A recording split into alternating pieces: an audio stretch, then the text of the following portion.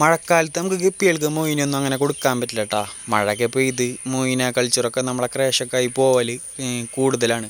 അപ്പോൾ നമ്മൾ ആർട്ടീമിയ ഉണ്ടാകും നമ്മളെ മഴക്കാലത്തൊക്കെ ഏറ്റവും കൂടുതൽ നമ്മൾ ആർട്ടീമിയ തന്നെയാണ് കൊടുക്കുക. ആർട്ടീമിനെ കുറിച്ച് കൂടുതൽ ഞാൻ പറയണ്ടല്ലോ, നിങ്ങൾക്ക് അറിയണം തന്നെയാണ്. നമ്മളെ എയറേഷൻ കൊടുത്തിട്ട് വിരിയിച്ചെടുക്കുന്ന ഒരു എഗ്ഗാണ് ആർട്ടീമിയ. ആർട്ടീമിയ എന്ന് പറഞ്ഞാൽ നമ്മളെ ഉപ്പ് വെള്ളത്തിൽ മാത്രമേ നമുക്ക് വിരിയിച്ചെടുക്കാൻ പറ്റുള്ളൂ. നമ്മളെ സാധാ വെള്ളത്തിലൊന്നും ആർട്ടീമിയ നമുക്ക് വിരിയിച്ചൊന്നും എടുക്കാൻ പറ്റില്ല.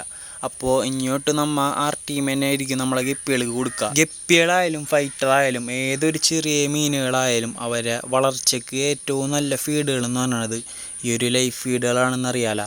അപ്പോൾ മൊയിന നമ്മൾ കടകളിൽ നിന്ന് ഒരു 50 രൂപ കൾച്ചർ 50 രൂപ കൊടുത്തിട്ട് ഒരു കൾച്ചർ വാങ്ങിച്ചിട്ട് നമ്മൾ കൾച്ചർ ചെയ്ത് എടുക്കണതാണ് ഈ ഒരു മൊയിന എന്ന് പറയുന്നത്. പക്ഷേ അതുപോലെയല്ല നമ്മൾ ആർട്ടീമിയ.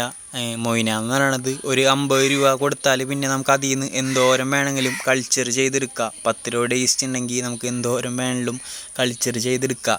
പക്ഷേ ഈ ഒരു ആർട്ടീമിയ എന്ന് പറയണത് ഞാൻ തുടക്കക്കാർ കണ്ട വീഡിയോ ചെയ്യണത് നിങ്ങൾ അതൊന്ന് ശ്രദ്ധിക്കുക. ഞാൻ ഗപ്പി വളർത്തി വിജയിച്ചിട്ടുള്ളവർക്ക് വേണ്ടിയിട്ടല്ല ഞാൻ വീഡിയോ ചെയ്യണത്. ചെറിയ തുടക്കക്കാരായ ഗപ്പി വളർത്തുന്ന നിങ്ങളിലേക്കാണ് ഞാൻ വീഡിയോ ചെയ്യാൻ ആഗ്രഹിക്കുന്നത്. അപ്പോൾ ആർട്ടീമിയ എന്ന് പറയണത് അത്യാവശ്യം കുറച്ച് പൈസ കൊടുത്തിട്ട് നമുക്ക് വാങ്ങിക്കണം കേട്ടോ.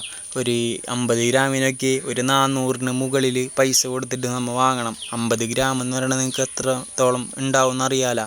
അപ്പോൾ അത്രത്തോളം പൈസ ഉണ്ട് ഈ ഒരു ആർട്ടീമിയക്ക്.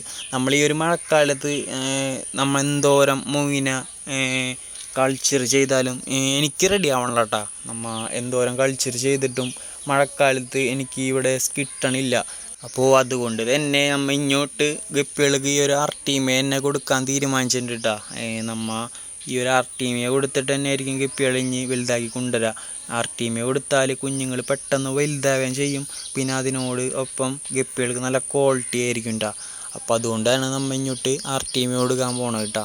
മഴക്കാലത്ത് ഗപ്പികളെ വളർത്തൽ കുറച്ച് ടാസ്ക് തന്നെയാണ് കേട്ടോ.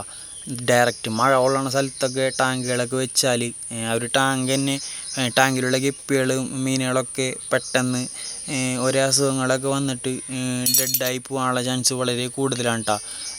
ഒരു ഗപ്പിക്ക് വന്നാൽ തന്നെ ആ ഒരു ടാങ്കിലെ മൊത്തം ഗപ്പികൾക്കും വരാവുന്ന അസുഖങ്ങൾ വരെ ഉണ്ട്. അപ്പോൾ ആരും മഴക്കാലത്ത് ഡയറക്റ്റ് മഴ കൊള്ളണ ആ സ്ഥലത്ത് വെച്ചിട്ട് ഗപ്പികളെ വളർത്താതിരിക്കുക കേട്ടോ. നിങ്ങൾ ആ ഒരു ടാങ്കിൽ മൊത്തം ഗപ്പികളും ചത്തു പോകാനുള്ള ചാൻസ് വളരെ കൂടുതലാണ്. അപ്പോൾ അതൊന്ന് നിങ്ങൾ ശ്രദ്ധിക്കുക കേട്ടോ. മെയിനായിട്ട് ഈ ഒരു 2 കാര്യം പറയാനാണ് ഞാൻ ഈ ഒരു വീഡിയോ ചെയ്തത്. കൂടുതലും ഗപ്പികളെ മഴ കൊള്ളണ രീതിയിൽ ഗപ്പികളെ വളർത്താതിരിക്കുക. പിന്നെ കൂടുതലും ലൈഫ് ഫീഡ് പോലത്തെ ഫുഡുകൾ ഈ ഒരു മഴക്കാലത്ത് കൊടുക്കാൻ നോക്കാം കേട്ടോ. അപ്പോൾ ഇതിനും നല്ലൊരു വീഡിയോയുമായി നമുക്ക് അടുത്തൊരു വീഡിയോ കാണാം. Bye guys.